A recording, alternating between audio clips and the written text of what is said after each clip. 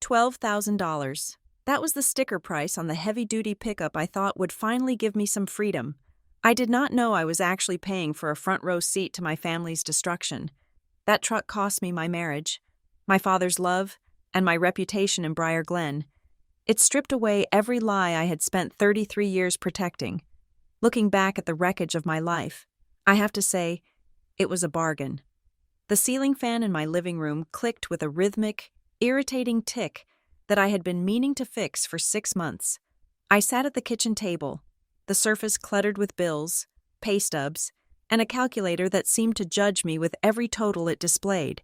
It was 11 at night on a Tuesday. Most 33-year-old women in Briar Glen were probably sleeping, or watching television with their husbands, or worrying about children. I was worrying about my father's credit score. My phone buzzed against the hard wood of the table. I did not have to look at the screen to know who it was. The ringtone was specific.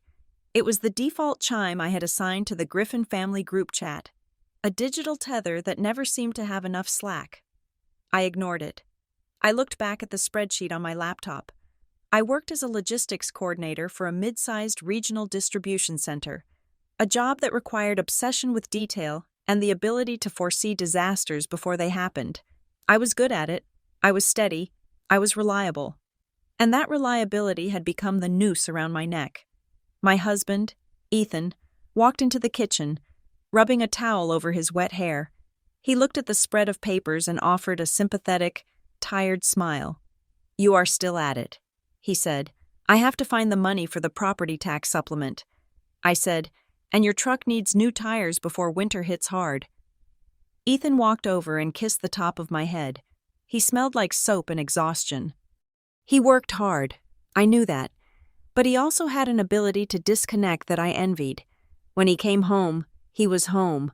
When I came home, I just clocked into my second shift as the emotional and financial anchor of the Griffin family. My father, Gordon Griffin, was a legend in Briar Glen. If you needed a driveway poured, a barn raised, or a retaining wall fixed, you called Griffin Ridge Contracting. He was charismatic, loud, and filled with the kind of optimism that usually left other people holding the bill. For years, I had been the one quietly tidying up the edges of his chaotic business practices, ensuring invoices got sent and payroll cleared, often using my own credit to bridge the gaps during the slow winter months. "I am going to bed," Ethan said. "Don't stay up too late." I nodded, but I did not move. I stared at the savings account line on my screen. $12,450. It was a secret. I had been siphoning off $20 here, $50 there, bonuses, and birthday money for 5 years. It sat in a high-yield online account that neither Ethan nor my parents knew existed. It was my escape hatch. It was my just in case. I did not know what I was saving for. Exactly. Maybe a vacation where no one asked me for a favor. Maybe a down payment on a house far away from Briar Glen. Or maybe just the peace of mind of knowing that if the floor fell out, I could buy a parachute. The phone buzzed again. This time it was a direct text from my mother. "Elaine, dinner Sunday. Big news. Don't be late." I felt the familiar tighten in my chest. Big news in the Griffin household usually meant an expensive problem wrapped in a celebration. Sunday arrived with the gray, flat sky typical of the Midwest in November. We gathered at my parents' house, a sprawling 2-story Victorian that needed a paint job and a new roof, though my father always insisted it had character. The smell of pot roast and heavy gravy filled the hallway as Ethan and I walked in. My younger brother, Chase, was already there, lounging on the sofa with a beer in his hand. Chase was 28, handsome in a way that let him get away with murder, and currently, between projects, he flashed me a grin that was half boyish charm and half shark. "Hey, sis," Chase said, lifting his bottle. "You look tired." "I am tired," I said, hanging my coat. "Working for a living does that to you." Chase laughed. "Unbothered. I am working. I have big things in the pipeline. You will see." We moved to the dining room. My mother fluttered around, playing the perfect hostess, her anxiety vibrating off her like heat waves. She poured wine with a heavy hand. My father sat at the head of the table, his broad shoulders filling the space. He looked older than he had a month ago, the lines around his eyes deeper, but his smile was still the same blinding force that charmed clients and city inspectors alike. "So," Gordon said, clapping his hands together, "let us eat." We went through the motions of a happy family meal. We talked about the weather, the local high school football team, and the pothole on Main Street that the town still had not fixed. But the tension was there, waiting. I could see it in the way my mother kept glancing at my father, and the way Chase kept tapping his foot. Finally, as the plates were cleared, Gordon cleared his throat. "We have an opportunity," he said. "A big one." I put my fork down. "Here it comes. The town is opening up bids for the new drainage expansion in the west sector." He continued. "It is a massive contract, multi-year. If Griffin Ridge lands this, we are set for the next decade." "That sounds great, Dad," I said, keeping my voice neutral. "It is great." Chase jumped in. "But to bid, we need to show updated equipment inventory. We need another heavy-duty hauler, a real workhorse." I looked between them. And, Gordon said, his voice dropping to that confidential, reasonable tone he used when he was about to ask for something unreasonable. "The business credit is a little tied up right now, just temporarily. Cash flow is tight until the spring retainers come in." He looked at me. His blue eyes were warm, pleading. "We found a truck," Chase said. "A beauty. But the bank wants a co-signer with a solid W-2 income and a low debt-to-income ratio. That is you, Ariana." I felt the air leave the room. They wanted me to sign for a loan. Again. "How much?" I asked. $80,000, Chase said quickly. "But it is just on paper. The company makes the payments. You just lend your signature." I looked at Ethan. He was staring at his empty wine glass, refusing to meet my eyes. He knew better than to get in the middle of a Griffin ambush. "No," I said. The silence was instant and heavy. "Ariana," my mother said, her voice trembling slightly. "It is for the family." "I cannot do it," I said, my voice rising. "I am still paying off the student loan refinance you guys asked me to help with 3 years ago. I have my own bills. I cannot have an $80,000 liability on my credit report." Gordon's face hardened. He leaned forward. "Ariana, this is not a liability. It is an investment. Do you want to see the business fail? Do you want to see your brother out of work? I want you to run your business within your means." I said, that was the wrong thing to say. The dinner dissolved into the usual script. Gordon lectured me about loyalty and how he had sacrificed everything to raise us. Elaine cried, dabbing her eyes with a napkin and whispering that I was tearing the family apart over money. Chase shook his head, looking at me like I was a traitor who had sold secrets to the enemy. I stood up. "I am done." I said, "I am not signing." I walked out of the house with Ethan trailing behind me. In the car, I gripped the steering wheel so hard my knuckles turned white. "They just need help," Ethan said softly. "I do not want to talk about it." I snapped. I did not tell him that their demand had triggered something in me. It was not just anger, it was a realization. I was 33 years old, and I was still driving a sedan with a rattling muffler while my brother wanted me to buy him a monster truck. I was the responsible one, the boring one, the bank. I wanted to be something else. 2 days later, I was sitting in my cubicle at lunch, eating a cold sandwich and scrolling through classified ads on my phone. It was a habit I had developed, fantasy shopping for things I would never buy. Then I saw it. It was a listing from a place called Hollow Brook Auto Exchange, a dealership I had never heard of, located about 40 minutes outside of town.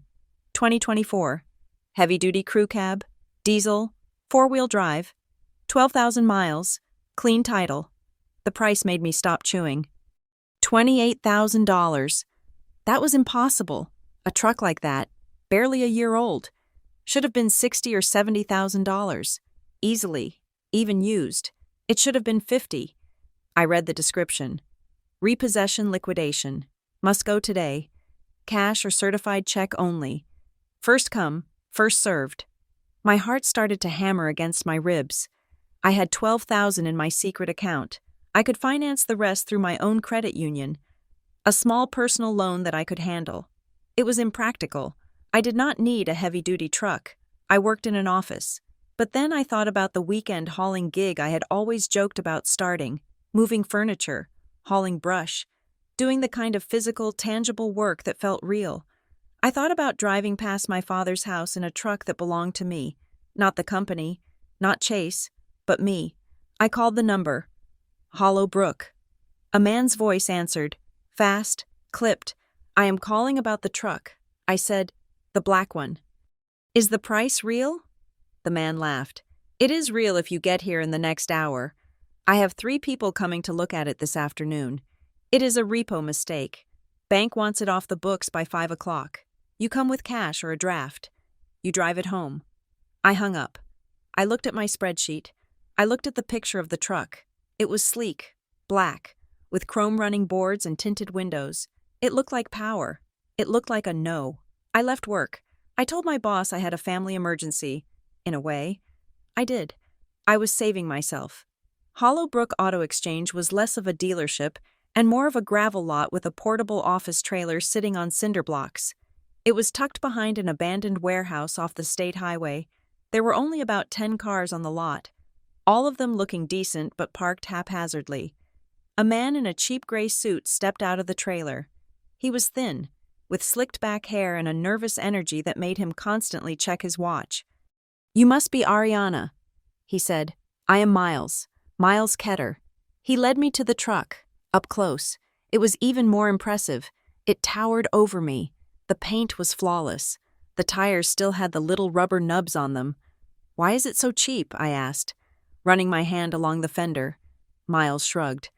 Paperwork screw-up at the regional clearinghouse. They marked it as a salvage initially, then corrected it, but the system flagged it for immediate liquidation. Their loss, your gain. But like I said, I need the funds cleared today. I sat in the driver's seat. The leather smelled new. The engine roared to life with a deep, guttural thrum that vibrated through the seat and into my spine. I felt tall. I felt untouchable. I'll take it, I said. The process was a blur. I went to the bank, my hands shaking as I requested the cashier's check for the balance of my savings and the small loan I had been pre-approved for. It emptied me out. My secret fund was gone. But as I handed the check to Miles Ketter, I didn't feel regret. I felt a rush of adrenaline. Miles handed me a folder with the title and a temporary tag. You are getting a steal, he said, not making eye contact. He was already looking past me, toward the road. I drove the truck off the lot, the suspension eating up the potholes on the highway. I turned up the radio. For the first time in years, I did not think about my father's invoices or my mother's guilt trips. I was just Ariana, driving her own truck. I decided to go to my parents' house first.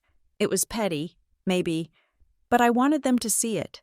I wanted them to know that I had credit, and I had money, and I had spent it on myself. I pulled into their long gravel driveway, the diesel engine rumbling loud enough to rattle the windows.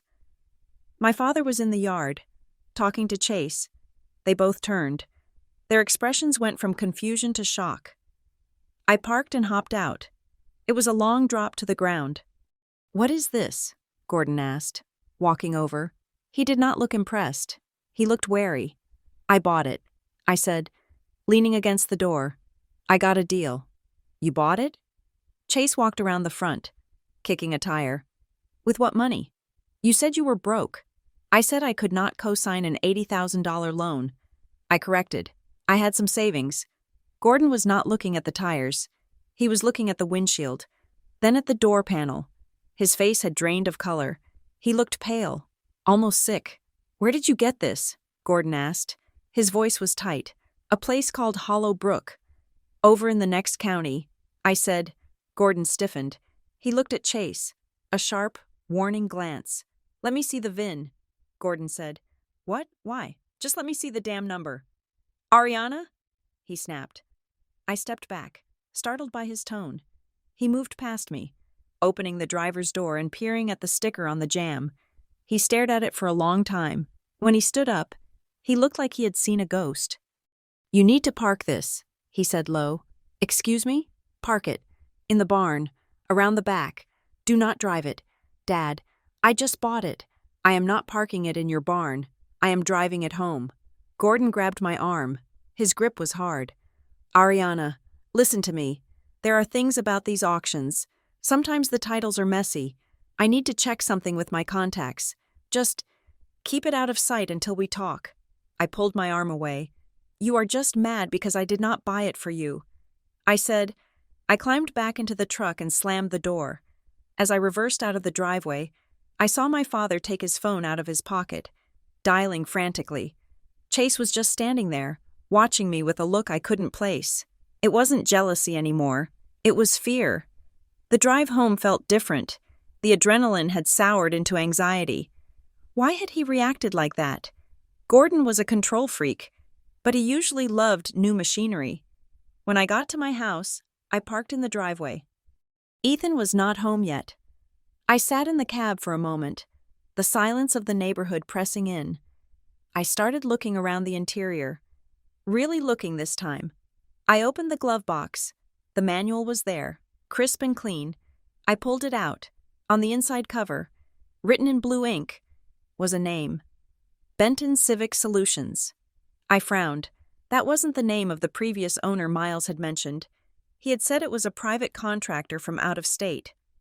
I looked at the service sticker in the corner of the windshield. It was from a shop called Harlan Auto Diesel. The mileage on the sticker said 14,000, but the odometer said 12,000. My stomach twisted. Had they rolled the odometer back? I got out and walked around the truck. The sun was setting, casting long shadows. I looked at the passenger door. The paint was shiny and black, but when I angled my head, catching the light just right, I could see a faint dullness, a ghost image where a decal had been peeled off. It was a circular logo. I couldn't make out the words, but the shape was distinct. It looked like a municipal seal. I went inside and grabbed a glass of water, my hands shaking slightly. I told myself I was being paranoid. Used cars always had quirks. The mileage discrepancy was probably just a clerical error on the sticker. The next morning, I woke up with a knot in my stomach. I had to go to work. I had to drive the truck. I merged onto the main thoroughfare of Briar Glen. The truck felt big, conspicuous. I felt like everyone was looking at me. About 2 miles from my office, I saw blue lights flash in my rearview mirror. My heart stopped. I checked my speed. I was going 35 in a 35. I pulled over. It was a county sheriff's deputy. I watched him in the side mirror. He did not get out immediately. He sat in his cruiser, typing on his computer. He stayed there for 5 full minutes. Finally, he approached. He did not do the casual tap on the taillight. He walked up with his hand resting near his holster. "License and registration," he said. He did not say good morning. I handed him my license and the bill of sale and temporary registration from the dealer. "Is there a problem?" "Officer?" I asked. He looked at the paperwork, then at me. He seemed confused. "This vehicle's plates were run through the automatic reader," he said. "The system flagged the status as pending verification." "What does that mean?" "It means the title transfer hasn't hit the state database correctly, or there is a hold on the VIN. I just bought it yesterday," I said, trying to keep my voice steady. "From a dealer." He looked at the bill of sale. Hollowbrook? Never heard of them. He walked back to his car. I sat there for 10 minutes, sweating. I imagined being dragged out of the truck in handcuffs. I imagined my father driving by and seeing me.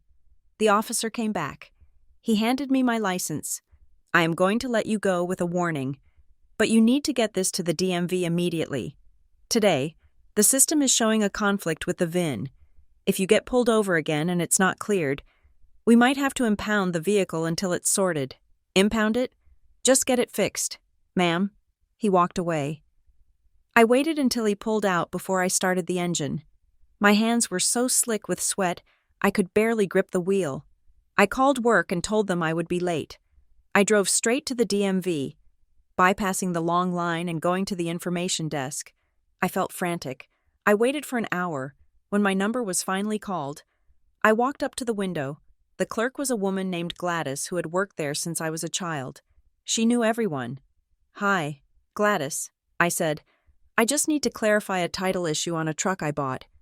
She took the paperwork. She typed the VIN into her terminal. She frowned. She typed it again. She stopped typing and looked at me over her glasses. Her expression was not the usual bored DMV stare. It was cautious. "Ariana," she said softly, "where did you get this?" "Hollowbrook Auto Exchange." "Why?" Gladys turned her screen slightly away, as if she didn't want me to see it. "The title number on this bill of sale. It doesn't match the VIN in the state system. The VIN comes up as part of a fleet block." "A fleet block? Like a rental company?" "No," Gladys said. "Like a government entity or a large corporation. And there is a flag on it." "What kind of flag?" She lowered her voice. "Do not process. Refer to State Integrity Bureau." I felt the blood drain from my face. State Integrity Bureau? That sounded like police. That sounded like fraud. "What do I do?" I whispered. Gladys pushed the papers back to me slowly. "I cannot register this today. Ariana, the system won't let me." "My advice? You need to bring the vehicle in for a level 3 inspection at the highway patrol station. And be careful. If this truck is stolen, you are in possession of it." "Stolen? I paid $12,000 down for it." "I am just telling you what the screen says." I grabbed the papers and walked out. I felt like every person in the waiting room was looking at me, knowing I was a criminal. I got into the truck and locked the doors. I pulled out my phone and dialed Miles Ketter's number. It rang, and rang, and rang. Then, a click. "The number you have reached is not in service. Please check the number and try again." I stared at the phone. Not in service. I called the main line for Hollowbrook Auto Exchange. "Welcome to the voicemail system. The subscriber's mailbox is full."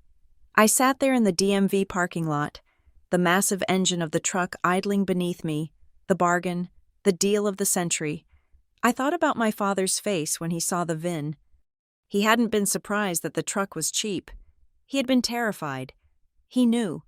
My father knew something about this truck. I looked at the passenger seat where the manual sat. Benton Civic Solutions. I had bought a truck to get away from my family's problems.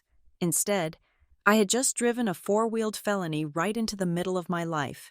And for the first time, I realized that the silence from Miles Ketter wasn't the worst part. The worst part was that I was afraid to go home and ask my own father what I was driving. I put the truck in gear. I didn't go home. I didn't go to work. I just drove, aimlessly, waiting for the blue lights to flash again, knowing that this time there would be no warning. I pulled into my driveway, the gravel crunching loudly under the tires of the black truck that felt less like a vehicle and more like a crime scene. My hands were still shaking from the encounter at the DMV. I cut the engine, and the sudden silence in the cab felt heavy, pressing against my eardrums. I sat there for a moment, gripping the steering wheel, staring at the vinyl siding of the house I shared with Ethan. It was a modest house, a starter home we had bought 5 years ago, and we were still paying the mortgage. We played by the rules, we paid our taxes, we waited in line. I walked inside, my legs feeling like lead. Ethan was in the kitchen, making a sandwich. He looked up, smiling when he saw me, but the smile faltered when he saw my face. "Ariana?" he asked, putting the knife down. "What is wrong? You look like you are going to be sick." I sat down at the table and put my head in my hands. I told him everything. I told him about the mismatched VIN, the police officer's warning, the way Gladys at the DMV had looked at me like I was radioactive, and the terrifying phrase State Integrity Bureau. I expected him to come over and hug me. I expected him to say that we would figure it out, that we would call a lawyer, that he would drive me back to the dealer and demand my money back. Instead, Ethan went pale. He wiped his hands on a dish towel, his movements jerky and nervous. "State Integrity Bureau?" he repeated. "That is serious. Ariana, that is not just a ticket. That is felony level." "I know," I said, my voice cracking. "That is why I am scared. I need to report the dealer. I need to—" "No." Ethan cut me off sharp. "Do not report anything yet. I looked up at him, confused. What? Ethan, they think I stole it, or that I am driving a stolen vehicle. I have to clear my name. Ethan was already reaching for his phone. His thumb hovered over the screen. He was not looking at me. He was looking through me. Calculating. We need to call your dad, he said. Why? I asked. This has nothing to do with him. I bought the truck. Ethan let out a breath, a sound of frustration. Ariana, think. Your name is Griffin. The company is Griffin Ridge Contracting. In this town, those two things are the same. If you get flagged for fraud, it blows back on the business. It blows back on me. My dad. Gordon. He knows people. He will know how to handle this without it becoming a police matter. He dialed before I could stop him. I watched my husband, the man who had vowed to forsake all others, immediately defer to my father. It was a reflex for him. Over the 5 years we had been married, Ethan had become more of a Griffin than I was. He worked for my father. He drank beer with my brother, and he seemingly valued the company's reputation over my sanity. He will handle it, Ethan said. Hanging up, he is coming over. Gordon Griffin arrived 20 minutes later. He did not knock. He never knocked. He walked through the front door with the air of a man who owned the very oxygen in the room. My mother, Elaine, was trailing behind him, clutching her purse like a shield. Gordon was not wearing his work boots. He was wearing clean khakis and a polo shirt, and he was carrying a thick manila folder. He placed it on the kitchen table with a deliberate thud. I hear we have a situation, Gordon said. His voice was calm, paternal, the voice he used when a client complained about a cracked foundation. I tried to explain. Dad, the VIN numbers do not match. The DMV says it is flagged. I think the dealer scammed me. Gordon held up a hand. We know. Ariana, we know. Small towns talk. I got a call from a friend at the county clerk's office about 10 minutes before Ethan called me. You knew? I asked. Why didn't you tell me? I am telling you now, he said. He sat down opposite me. Look, Ariana, this is a mess. That dealer, Hollow Brook, they are fly-by-night. You are never going to get that money back from them. They are gone. My $12,000, I whispered. Gordon nodded sympathetically. It is a hard lesson, but the money is gone. The bigger problem is the liability. If that truck is tied to something illegal, and it is registered to you, you are the one in the crosshairs. He opened the folder. Inside was a stack of crisp, white documents. I saw the Griffin Ridge Contracting logo at the top. I have a solution, Gordon said. He uncapped a pen and set it down next to the papers. What is this? I asked. It is a purchase correction, he said. Simple administrative fix. You sign this affidavit stating that you were acting as a purchasing agent for Griffin Ridge Contracting when you bought the vehicle. We backdate it to yesterday morning. I stared at him. What does that do? It moves the asset, and the liability, under the corporate umbrella, Gordon explained, his voice smooth. The company has lawyers on retainer. We have insurance policies that cover acquisition errors. If the truck is flagged, our legal team steps in and says it was a fleet procurement mistake. We surrender the truck, the company absorbs the loss, and your name is scrubbed from the record. You walk away clean. I looked at the paper. I, Ariana Griffin, declare that I was acting solely as a proxy for Griffin Ridge Contracting. It was a lie. This is not true. I said, I bought it for me, with my money. Gordon's smile tightened at the edges. Ariana, do not be difficult. I am trying to save you. Do you want to go to jail? Do you want a fraud charge on your record? You will lose your job. You will lose your credit rating. But if I sign this, I said, reading the next paragraph, I am admitting that I misrepresented myself to the dealer, and, wait, I pointed to a clause near the bottom. Purchasing agent acknowledges that all due diligence regarding vehicle history was conducted prior to transaction. If I sign this, I said slowly, I am saying that I checked the VIN and bought it anyway. I am taking responsibility for the mistake, but doing it in the company's name. The company can handle the heat, Gordon said, waving his hand dismissively. We are a limited liability corporation. You are an individual. You are soft targets. We are armored. I looked at Ethan. He was nodding, his eyes wide and pleading. Just sign it. Ari, please. It fixes everything. I looked at my mother. She was chewing on her lip, staring at the floor. Why? I asked Gordon. Why would you take a hit for me? You barely wanted me to buy the truck yesterday. You told me to hide it, because you are family, Gordon said. And family protects family. It did not feel like protection. It felt like a trap. If I signed this, I wasn't just losing my truck and my money. I was handing my father a signed confession that I was incompetent, or worse, complicit in something shady. I would be on record as the person who brought a dirty truck into his clean company. I pushed the paper away. No. The room went deadly quiet. The hum of the refrigerator seemed to get louder. Gordon's face changed. The warmth evaporated, replaced by the cold. Granite look he usually reserved for building inspectors who denied his permits. "Excuse me?"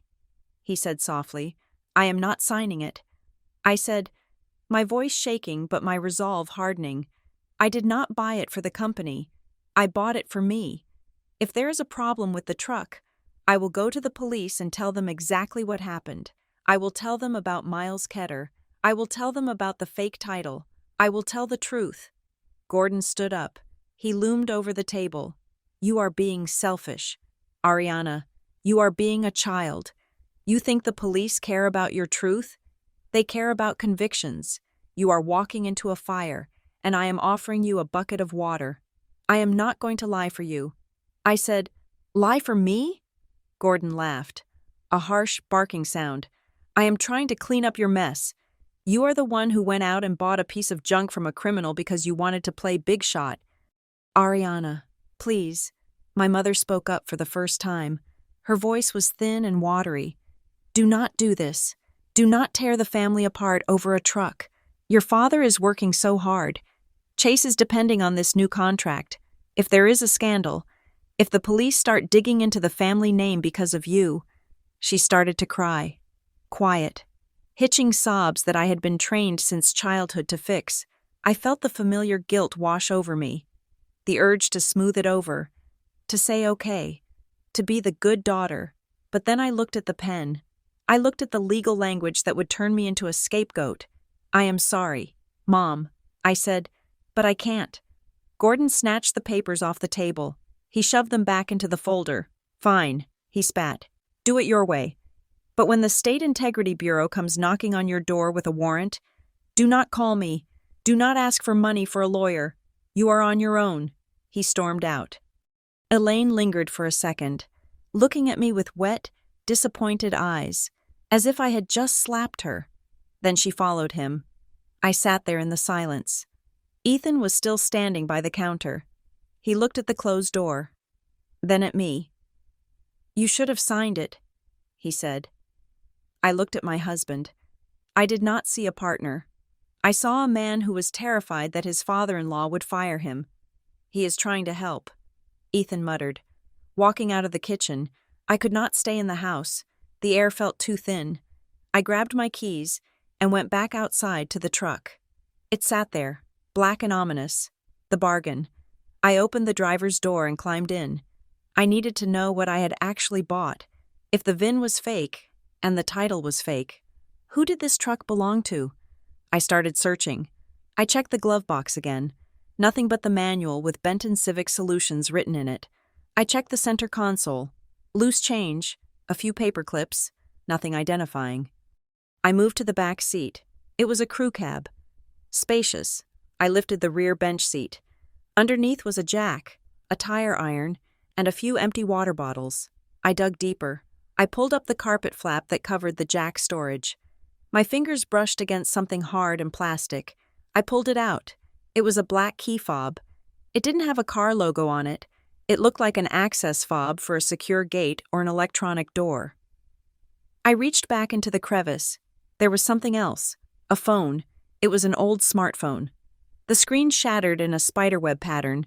The case scuffed and dirty. It looked like it had been dropped and kicked under the seat. Forgotten. I pressed the power button. Nothing. I sat there for a moment, thinking. I had a charging cable in my purse. I plugged it into the truck's USB port. A red battery icon appeared on the cracked screen. I waited. 5 minutes, 10 minutes, the truck idling, vibrating beneath me. Finally, the screen lit up. It booted. There was no passcode. I swiped open the screen. It was sparse. No apps downloaded. No contacts stored. It looked like a burner phone. I went to the text messages.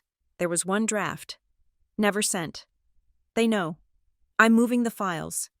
Meet me at the yard. My skin prickled. The yard. I went to the photos. The gallery was empty, except for one picture taken 2 weeks ago. I opened it. It was dark. Grainy. It looked like it had been taken through a window, maybe from inside a car. It showed a parking lot at night. 2 men were standing under a yellow street lamp. They were mid-conversation. One man was tall, wearing a suit. I didn't recognize him. The other man was younger, wearing a hoodie and jeans. He was turned partially away from the camera, but the posture was familiar. The slump of the shoulders, the way he held his hands in his pockets. It looked like Chase. I zoomed in. The resolution was terrible. I couldn't be sure. It could be any 20-something guy in Briar Glen. But the knot in my stomach tightened. The phone buzzed in my hand, then went black. The battery had died again, or the charging port was loose. I shoved the phone and the fob into my jacket pocket. I needed answers that my family wouldn't give me. I drove to Harlan Auto Diesel.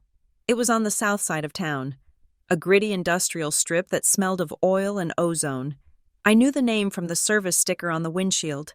The shop was a cinder block building with 3 bays. I pulled the truck up to the first bay. A man in grease-stained coveralls walked out, wiping his hands on a rag. He was older, with a face like crumpled leather. "Help you?" he asked. I pointed to the sticker on the windshield. "I bought this truck yesterday. It has your service sticker on it. I just wanted to ask about the history." The mechanic squinted at the truck. He walked around it slowly. He stopped at the front grille. He ran his hand over the fender. "I ain't seen this truck before," he said. "But the sticker," I said. He leaned in and looked at the sticker. He let out a dry laugh. "Lady, people can print stickers. That ain't my handwriting on the mileage. And we don't use blue ink. We use black."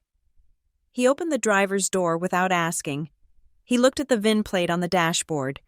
He took a small flashlight from his pocket and shined it on the metal tag. He made a noise in his throat. A that sounded like trouble. "What?" I asked. "Look at the rivets," he said, pointing. I looked. They were shiny. Silver rosettes holding the metal plate to the dashboard. "Factory rivets are distinct," he said. "They are aged with the dash. These are brand new. You can see the scratch marks on the plastic around them." "What does that mean?" "It means this VIN plate came off another truck. A wrecked one, probably, and they popped it onto this one to give it a clean identity. This here is a ghost truck." He stepped back and looked at me. "If I were you, I would drive this straight to the police, or into a river, but I wouldn't be driving it around town." I thanked him, my voice barely audible. I got back in. A ghost truck. My father had known. That's why he wanted the VIN. He suspected it was a re-tag, but why was he so desperate to get it under the company name? If it was just a stolen truck, why not let me take the fall or help me report it? Why the elaborately prepared affidavit? Unless the truck wasn't just stolen, unless the truck belonged to someone he knew. Benton Civic Solutions. I pulled out my phone and searched the name. Benton Civic Solutions, a consultancy firm specializing in municipal infrastructure and procurement. The CEO was a man named Lyle Benton. I searched Lyle Benton Briar Glen. Results came up. Deputy Administrator Lyle Benton announces new drainage project. Lyle Benton speaks at Rotary Club. I looked at the image results. Lyle Benton was a tall man with silver hair. I pulled the dead burner phone out of my pocket. I thought about the grainy photo. The man in the suit? It could have been him. And the man in the hoodie could have been my brother. When I got home, it was dark. Ethan was sitting in the living room, the television on but muted. He didn't look up when I walked in. I sat on the edge of the sofa. "Ethan," I said. He sighed. "Did you sign the papers?" No, then I have nothing to say to you. Ariana, I stared at him. Excuse me? He turned to me, his face twisted in a mix of anger and fear. You do not get it. You think you are being noble.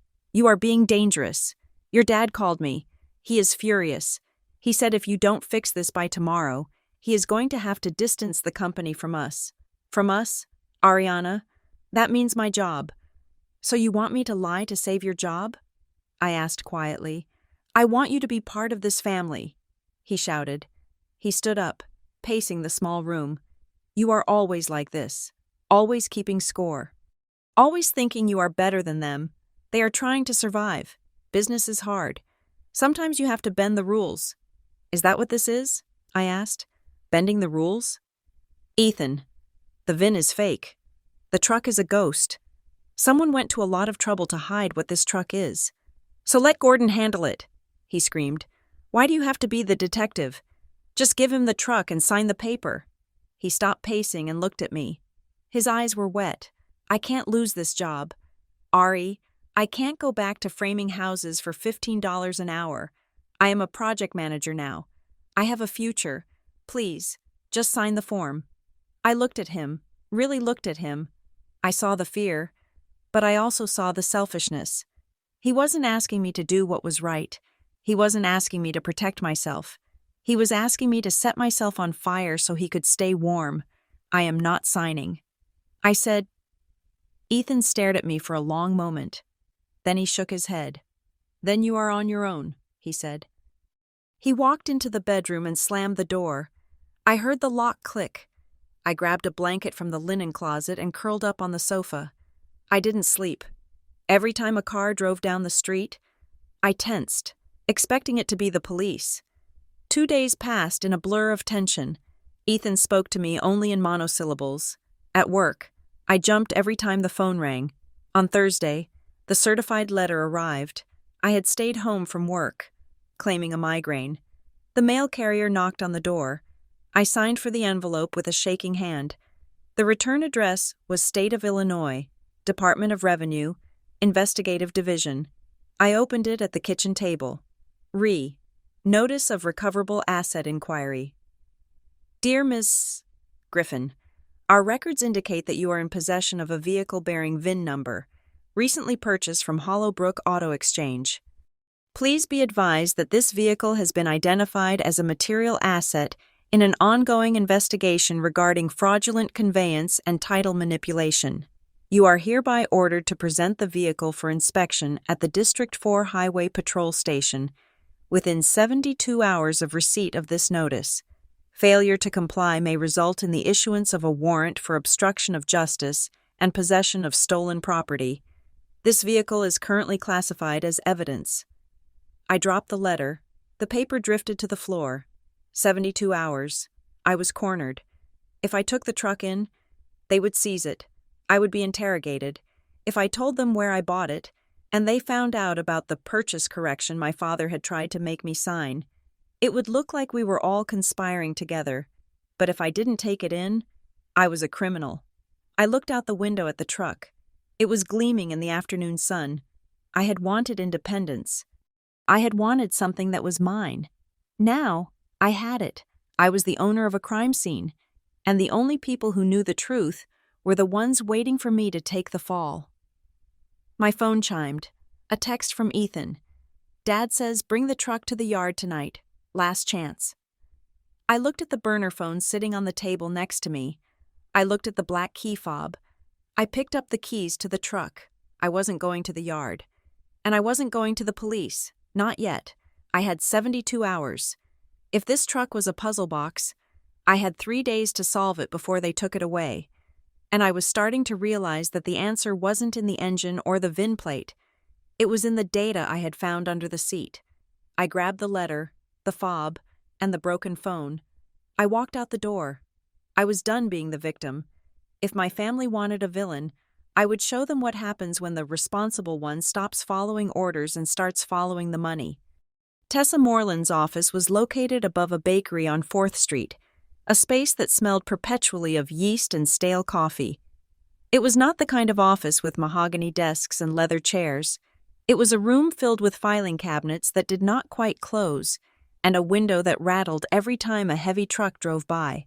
Tessa herself was sharp.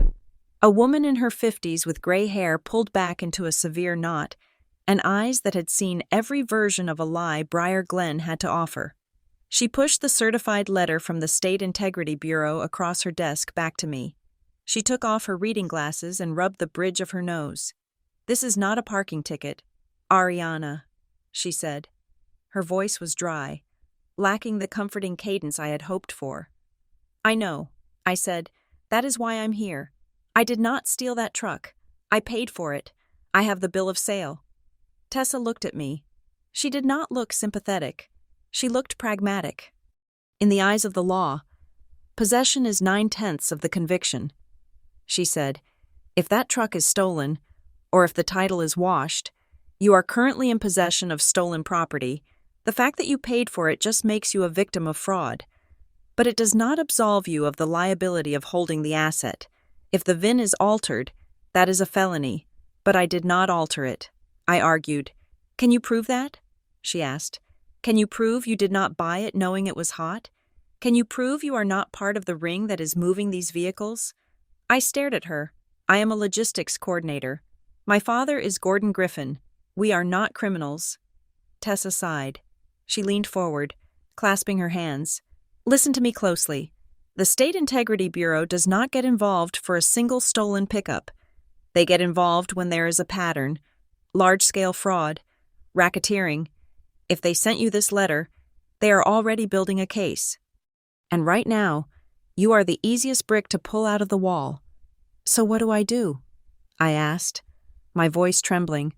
"We file a proactive report," she said. "We document everything, the purchase, the dealer, the money trail. We create a paper shield that says you are a cooperating witness, not a suspect, but you have to tell me everything. If you leave anything out to protect your father, or your husband, or your brother, and they find it later, I cannot help you." I thought about the purchase correction my father had tried to force me to sign. I thought about Ethan's panic. I thought about the burner phone in my pocket. I told her about the purchase. I told her about Miles Ketter. I did not tell her about the burner phone. Not yet. I needed to know what was on it first. After I left Tessa's office, I drove straight to Hollowbrook Auto Exchange. I needed to look Miles Ketter in the eye. I needed to scream at him until he gave me my money back, or at least gave me a document that proved I wasn't a thief. The drive took 40 minutes. The sky was a bruised purple, threatening rain. When I turned onto the gravel road that led to the dealership, my stomach dropped. The gate was open. I pulled into the lot. It was empty. 2 days ago, there had been a portable office trailer and 10 cars. Now, there was nothing. The trailer was gone, leaving behind a rectangle of dead yellow grass where it had sat. The cars were gone. The sign that had hung on the chain-link fence was gone. It was as if they had never existed. I parked the truck and got out. The wind whipped my hair across my face. I walked to the center of the empty lot. There were tire tracks in the mud, chaotic and deep, as if everything had been moved in a hurry. I saw a man watching me from the lot next door, a salvage yard filled with rusted tractors. He was leaning against a fence, smoking a cigarette. I walked over to him. "Excuse me," I said. "Where did they go? The car dealership?" The man took a long drag of his cigarette and exhaled a cloud of smoke. "Gone," he said. "Pulled out Tuesday night, about 3 a.m. Tuesday night, the same day I bought the truck. Do you know where they went?" I asked. "Or how to contact them?" The man laughed. It was a harsh, rasping sound. "Lady, they were not really here. They rented that patch of dirt for a month, paid cash, put up a trailer, sold a few cars, and vanished. It is a pop-up. They come in, dump inventory, and leave before the checks bounce or the cops show up." My heart hammered against my ribs. "I bought a truck from them," I said. The man looked at the shiny black pickup behind me. Then he looked back at me with pity. "Well," he said, "I hope you got a good price, because you bought a ghost." I went back to town. I met Tessa at the police station to file the report she had insisted on. The station was cold and smelled of floor wax. I felt small walking in there. like a child who had broken a vase and was waiting to be punished. Tessa did the talking. She explained to the desk sergeant that we were filing a formal report of fraud regarding a vehicle purchase. She handed over copies of the bill of sale, the temporary tag, and the bank draft receipt. The clerk was a young woman with tired eyes and a name tag that read, Miller. She took the papers and started typing into the system. She looked bored, her fingers flying across the keys in a rhythmic clatter. Name of the salesperson? She asked, not looking up. Miles Ketter. I said. The typing stopped. The silence was sudden and absolute. The clerk's hands hovered over the keyboard. She looked up at me, and then her eyes darted to Tessa. Her expression tightened. It wasn't recognition. It was alertness, like I had just said a code word, Miles Ketter. She repeated, You are sure? Yes, I said. Why? She didn't answer. She just looked at the screen for a long moment, then typed something slowly. Please wait here, she said. She got up and walked into the back office. Tessa leaned in close to me. Did you see that? Tessa whispered. I saw it. I said, She knows the name. The clerk came back 5 minutes later with a printed receipt of the report number. She didn't look at me this time. She shoved the paper across the counter. An investigator will be in touch if they have questions, she said. Her tone was dismissive, but her hands were shaking slightly. We walked out into the cool night air. Ariana, Tessa said, stopping on the sidewalk. That name means something. This is not just a bad car deal. You stepped into something that is already moving. Be careful. I went home. Ethan was not there. His truck was gone. There was a note on the counter. Staying at Chase's. Need space. I crumpled the note and threw it in the trash. I didn't need space. I needed answers. I sat on the couch, the house silent around me. It was 1 a.m. I couldn't sleep. Every time I closed my eyes, I saw my father's face when he looked at the VIN. I saw the empty lot where my $12,000 had evaporated. My phone rang. It startled me so badly, I knocked my water glass off the table. It shattered. Water soaking into the rug. I looked at the screen. Unknown caller. I hesitated. It could be the police. It could be Ethan. I answered. Hello? There was silence on the other end. Then, a sound, static, and a voice that sounded mechanical, distorted, like someone speaking through a modulator or a thick cloth. If you turn that truck in, the voice said, you won't like what comes out with it. Who is this? I demanded, gripping the phone. The truck is not empty, the voice hissed. And neither is your house. Be smart. The line went dead. I sat there, frozen. Neither is your house. I stood up and locked the deadbolt. I checked the back door. I checked the windows. My heart was racing so fast I felt dizzy. The truck is not empty. The threat had the opposite effect of what they intended. Fear turned into a cold, hard knot of curiosity. They were scared of the truck. They were scared of what I would give the police. I grabbed a flashlight and a screwdriver from the junk drawer. I put on my coat. I went out to the driveway. The street was dark. I unlocked the truck and climbed into the back seat. I locked the doors behind me. I turned on the flashlight. I had already found the phone and the fob under the seat. But the voice said the truck wasn't empty. I started pulling at everything. I pulled up the floor mats. I checked under the dashboard. I opened the storage bins in the doors. Nothing. I moved to the back wall of the cab. Behind the rear seats, there was a fabric panel that covered the rear firewall. It looked seamless. I ran my hands along the edge of the fabric. I felt a slight bump, a clip. I used the screwdriver to pry the edge of the panel back. It popped loose with a snap. I shone the light into the gap between the fabric and the metal of the cab. There, taped to the metal frame with black electrical tape, was a small, silver rectangle. I reached in, my fingers grazing the cold steel. I peeled the tape back. It was a USB flash drive. I pulled it out. It was a heavy metallic drive, expensive looking. On the side, written in black permanent marker, was a date, 10/14, and 3 initials, BGP. I stared at it. BGP.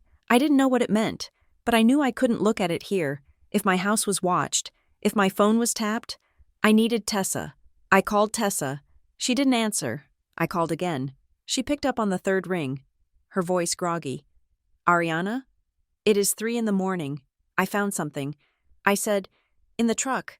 I need a secure computer. Not mine. Not connected to my Wi-Fi. Can it wait until morning?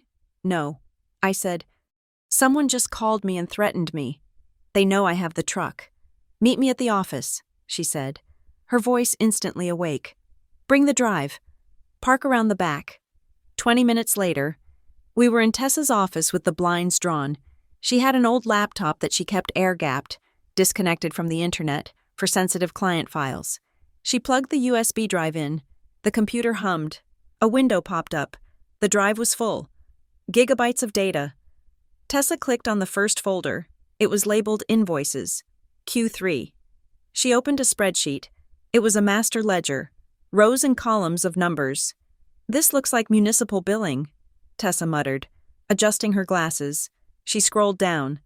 My eyes scanned the column labeled Vendor, Benton Civic Solutions, Hollow Brook Logistics, Griffin Ridge Contracting. I gasped. Stop. I said, go back. Tessa scrolled back up. Griffin Ridge Contracting.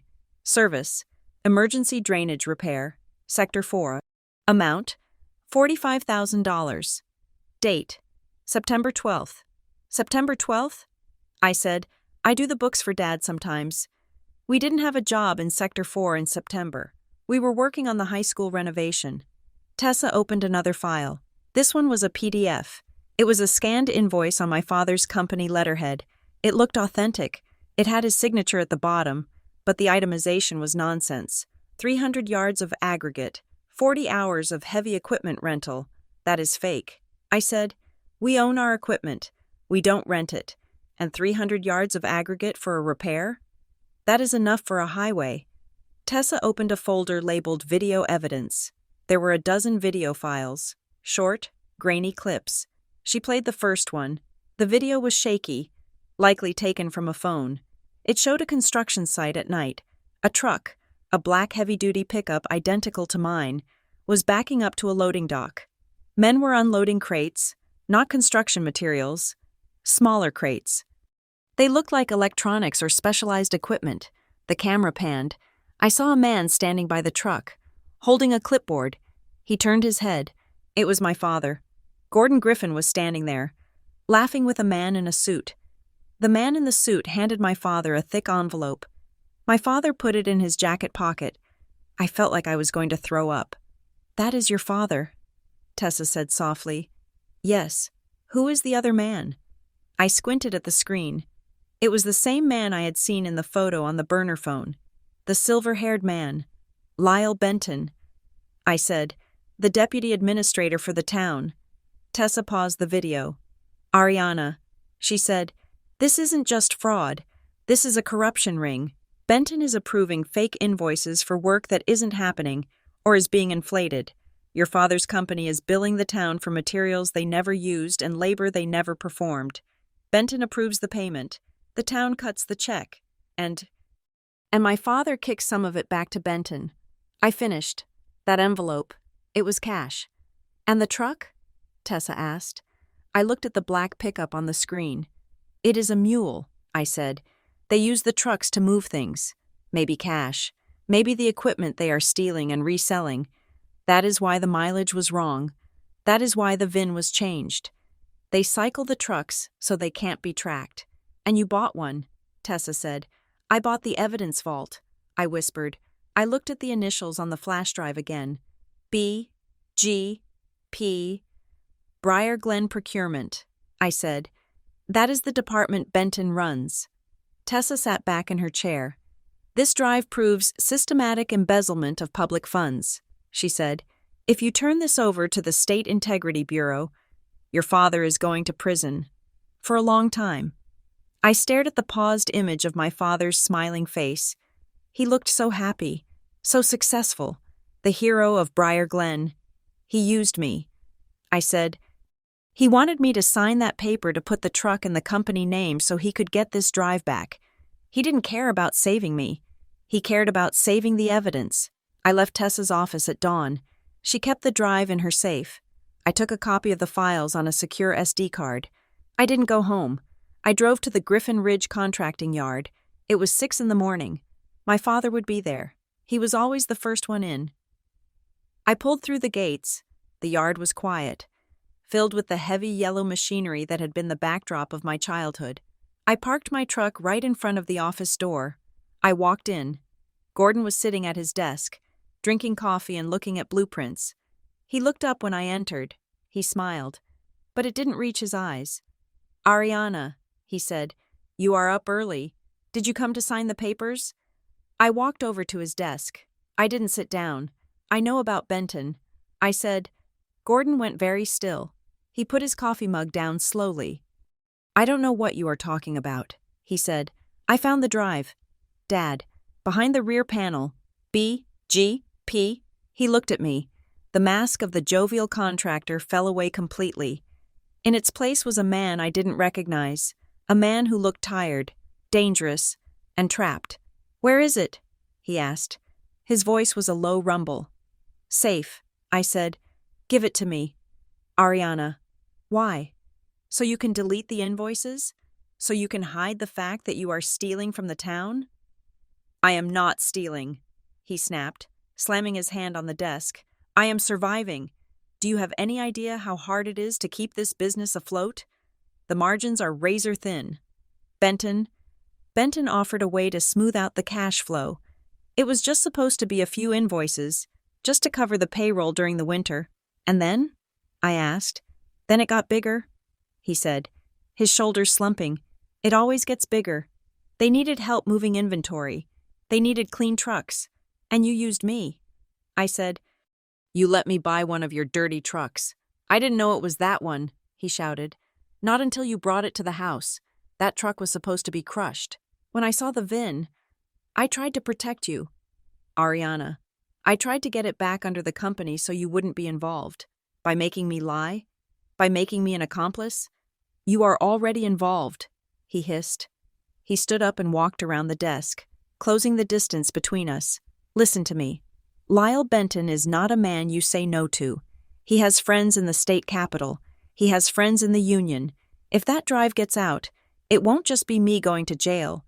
It will be the end of everything. The house, the business, your brother's future, Ethan's job. Don't bring Ethan into this." I said, "Ethan is already in it," Gordon yelled. "Who do you think handles the logistics for the site deliveries? Who do you think signs off on the receiver slips?" I felt the blood drain from my face. "Ethan." I stared at my father. "You corrupted everyone," I said. "I provided for everyone," he countered. He lowered his voice. He stepped closer, putting a hand on my shoulder. It felt heavy. "Ariana, you are holding something that can ruin people who do not ruin quietly. Give me the drive. We destroy it. We melt the truck down. We walk away." "And the investigation?" I asked. "The State Integrity Bureau?" "We give them a scapegoat," he said. "We blame it on a rogue employee. We blame it on the dealer. Miles Ketter is already gone. We pin it on him." I looked at my father. I saw the desperation, but I also saw the arrogance. He really thought he could fix this with one more lie. "I need time," I said. "You don't have time," he said.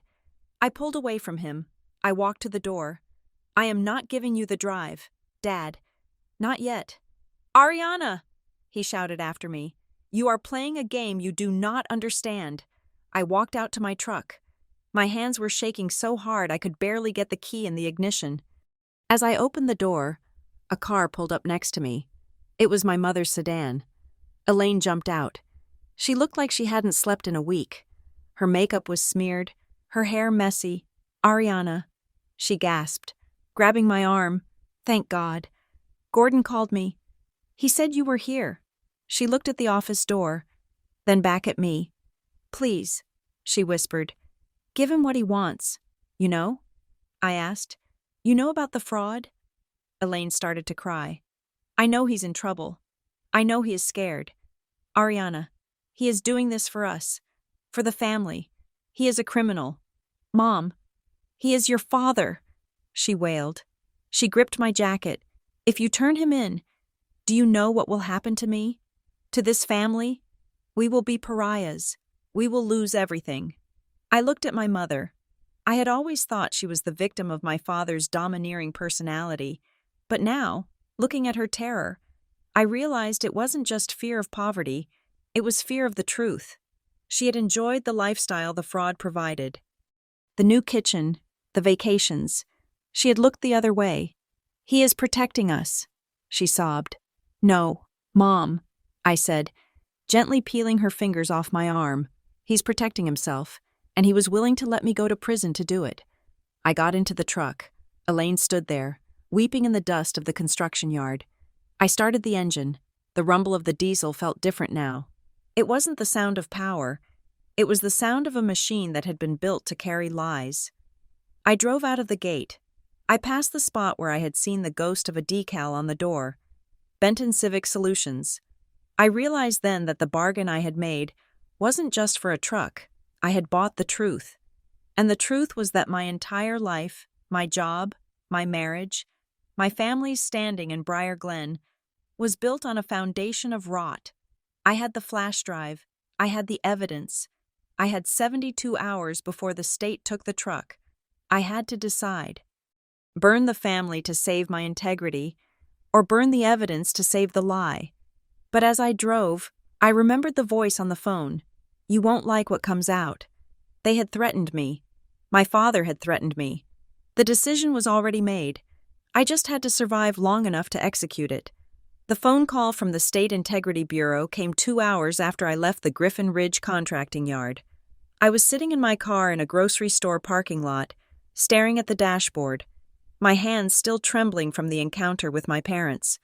The number was local, but the voice on the other end was clipped, professional, and entirely devoid of the small-town warmth I was used to in Briar Glen. "Ms. Griffin, this is Special Agent Vance with the State Integrity Bureau. We received a referral regarding a vehicle registration report filed by your attorney. We need you to come in, now." It was not a request.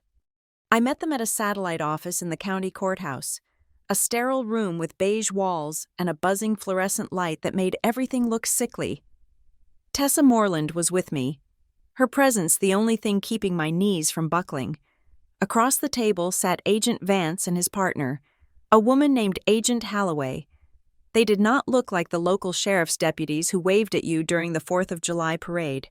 They wore dark suits and expressions that suggested they had seen every variety of human greed and were impressed by none of it. "We know about the truck," Vance said, opening a file. He slid a photo across the table. It was a surveillance shot of my pickup, parked in my driveway. "We have been tracking a ring of altered VINs moving through the western counties for 6 months. We know it links back to municipal fraud. What we do not know, Ms. Griffin, is why you are driving one of their filing cabinets. I bought it," I said, my voice sounding thin in the small room. "I didn't know." Agent Halloway leaned forward. "You are the daughter of Gordon Griffin. You are the wife of Ethan Griffin. Both men are listed on incorporation papers for entities we are looking at. And you just happened to buy a vehicle that was previously registered to a shell company connected to Lyle Benton.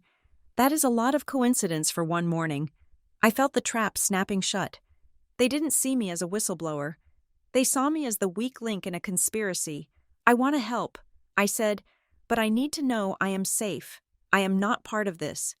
Tessa stepped in. "My client has come forward voluntarily. She filed the report. She is a victim of fraud, not a perpetrator.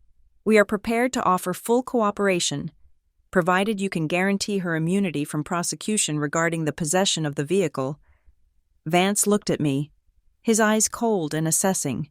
He was deciding whether to treat me as a witness or a target. "Cooperation means everything, Ms. Griffin," Vance said. "It means access to your finances. It means your phone records. It means you tell us everything you know about your father's business dealings with the town. If you hold back 1 inch, we will treat you as a co-conspirator. And in a RICO case, the co-conspirators go down just as hard as the bosses." I nodded. "I understand." I did not tell them about the flash drive yet. Tessa had advised against it. "Hold the ace," she had said. "Wait until we see if they are going to arrest you or protect you." So I gave them the basics. I told them about the dealer, Miles Ketter, I told them about the purchase correction document my father tried to make me sign. When I mentioned the document, Holloway started taking notes furiously. "He wanted you to backdate a transfer to the company?" she asked. "Yes," I said, "to hide the liability." Vance looked at Holloway. "That establishes intent to conceal." He turned back to me. "You are walking a fine line. Ms. Griffin, we are going to let you walk out of here today, but do not leave town. Do not hide assets. And if your family tries to move any equipment, you call us." I walked out of the courthouse feeling heavier than when I went in. I had thought the truth would set me free. Instead, it had just put a target on my back. The summons came that evening. My phone lit up with a text from Chase. "Mom can't stop crying. Dad is chest pains. You need to come over. Now." It was emotional blackmail, pure and simple. But I went.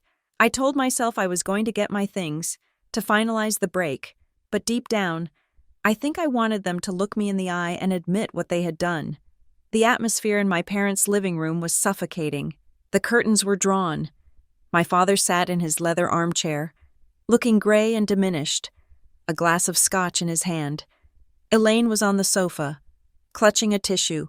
Chase was pacing in front of the fireplace, and Ethan was there. He was standing in the corner, leaning against the wall, his arms crossed. He wouldn't look at me. "You have some nerve showing up here." Chase spat as soon as I walked in. "I was invited," I said, keeping my hand on the strap of my purse. I needed the physical anchor. "You went to the police," Gordon said. It wasn't a question. His voice was flat, dead. "I went to a lawyer." I corrected. "The police contacted me because you sold me a truck that is a felony on wheels. You betrayed us," Chase shouted. He walked up to me, invading my personal space. "You went outside the family. Do you know what you have done? People are asking questions. The bank is calling Dad. You triggered an audit." "I triggered an audit?" I laughed. A sharp, hysterical sound. "You guys were laundering money through public works contracts. You were stealing from the town. I didn't trigger anything. I just turned on the lights." Chase's face went red. He looked like he was going to hit me. "We were building a legacy," he yelled. "For you. For all of us. You think your little office job pays for this life? You think Ethan's salary covers the mortgage on that house you love so much? Dad subsidized everything, and you stabbed him in the back." I looked at Ethan. He hadn't moved. He hadn't said a word. "Ethan?" I said. "Do you agree with this?" Ethan looked up. His eyes were hollow, rimmed with red. He looked at Chase, then at Gordon. He didn't look at me. He stayed silent. That silence hit me harder than Chase's shouting. It was a complete abdication. He was my husband. He was supposed to be my partner, but in that room, he was just another Griffin employee, terrified of losing his paycheck. "I am disappointed in you, Ariana," Gordon said softly. "I raised you to be loyal. I thought you were the smart one, but you are just selfish." I looked around the room. I saw the expensive furniture, the family portraits where we all looked so happy and successful. It was all fake. Every inch of it was paid for with inflated invoices and stolen tax dollars. "I am not the one who is selfish," I said. "I am the only one here who isn't for sale." I turned to leave. "If you walk out that door," Chase called after me, his voice dripping with venom, "don't think you are coming back. You are dead to us." I didn't look back. I walked out into the cool night air, got into my truck, and drove away. I didn't cry. I felt cold, hard, and terrifyingly alone. The retaliation started the next morning. I stopped at a gas station on my way to work. The low fuel light was on. I swiped my debit card at the pump. Declined. I frowned. I had just been paid on Friday. There should be plenty of money. I swiped it again. Declined. Contact financial institution. I pulled out my credit card, the joint card Ethan and I used for groceries and emergencies. Declined. My stomach dropped. I got back in the truck and called the bank. I navigated the automated menu with shaking fingers until I got a representative. "I am trying to use my card, and it is being declined." I said, "One moment, Ms. Griffin." I heard the clicking of a keyboard. I see here that a hold has been placed on the joint checking account and the credit line has been frozen, the representative said politely. Frozen? Why? Is it fraud? No, ma'am. The changes were authorized by the primary account holder, Mr. Ethan Griffin. This morning at 9 o'clock, he requested a separation of assets and a freeze on joint funds pending a domestic review. I felt the blood leave my head. He had cut me off. He had emptied the accounts or frozen them so I couldn't access a dime. But my paycheck goes in there. I said, that is my money. I understand, ma'am. But since it is a joint account, either party can authorize a freeze. You will need to speak with him or your legal counsel to resolve it. I hung up. I had $40 in cash in my wallet. That was it. He was trying to starve me out. I drove to work, my mind racing. I needed to open a new account. I needed to reroute my direct deposit. I needed to survive. When I walked into the office, the atmosphere was wrong. Usually, there was a hum of conversation, people saying hello. Today, it was quiet. People looked down at their desks as I passed. I went to my cubicle. My boss, a woman named Sarah who had always been kind to me, was standing there. Ariana, she said, not meeting my eyes. HR needs to see you. I walked to the HR office. The director, Mr. Henderson, was sitting behind his desk. He looked uncomfortable. Sit down. Ariana. I sat. We have received some concerning reports, he said, shuffling some papers. Regarding your behavior. My behavior? I asked. I have never had a write-up in 6 years. We had an anonymous complaint about unreliable behavior, erratic outbursts, and potential substance issues. Substance issues? I stood up. That is a lie. Who said that? We also received a call from a family member. He continued, his voice dropping. Your mother called. She was very emotional. She wanted us to know that you are going through a severe mental health crisis and that we should be careful with you. She said you have been having delusions, paranoia. I sank back into the chair. Elaine. She was playing the concerned mother card to discredit me. If I started talking about fraud and corruption, everyone would just nod and say, oh, that's poor Ariana. She's having a breakdown. It was brilliant. It was evil. Mr. Henderson, I said, trying to keep my voice steady. My family and I are in a dispute. They are trying to hurt me. I am fine. I am doing my job. We want to believe that. Ariana, he said, but given the nature of the complaints and the liability, we are placing you on administrative leave for the rest of the week. Paid, of course, but we think you need some time to sort this out. They were sending me home. My safe harbor, my job, was gone. I walked out of the building carrying a box of my personal things. I felt like a ghost. They had dismantled my life in less than 12 hours. I went to Tessa's office. I didn't have anywhere else to go. She listened to my story about the bank and the job. Her lips pressed into a thin line. This is standard operating procedure for narcissists losing control, she said. They isolate the target, financial abuse, smear campaigns. They want you broke, discredited, and begging to come back. She opened a file on her desk. But I have something that explains why they are so desperate, she said. And it is not just the truck. She turned her computer monitor toward me. It was a property record search. I was digging into Griffin Ridge Contracting's financials, looking for leverage. She said, I found the loans. Your father is leveraged to the hilt. But look at the collateral chain for the massive business line of credit he took out 4 years ago. I looked at the screen. I saw the loan amount, $2 million. And under collateral, I saw a list of assets, the equipment, the land, and then, near the bottom, I saw a reference number, Refinance Agreement 449A. Guarantor, Ariana Griffin. I squinted. That is my student loan refinance, I said. From 3 years ago, Dad helped me get a lower rate. He had the company lawyer set it up. Tessa shook her head. He didn't just help you get a lower rate. Ariana, read the fine print of the document you signed. She clicked a link, bringing up a scanned PDF of a document I had signed on my kitchen counter, while my father smiled and told me he was proud of me for being so responsible. The guarantor agrees that the collateral value of the refinanced securities may be cross-collateralized against the primary holdings of Griffin Ridge Contracting. I felt sick. What does that mean? It means he bundled your debt with his debt, Tessa said. And he used your personal creditworthiness, your clean record, your future earnings, as a chaotic guarantee for his business loans. She looked at me with pity. Ariana, if the company goes under, or if he defaults on that $2 million, the bank comes after you. They can garnish your wages for the rest of your life. He didn't just use you for the truck. He mortgaged your future to fund his fraud. I sat there, stunned. I thought back to every time he had called me the responsible one. It wasn't a compliment. It was an appraisal. He was fattening me up for the slaughter. So I am trapped, I whispered. If I expose him, the company collapses, and I owe millions. If I don't expose him, I go to jail for the truck. Tessa nodded. That is the bind he put you in. He bet on the fact that you would never burn the house down if you were locked inside it. I felt a cold rage building in my chest. It was different from the fear I had felt before.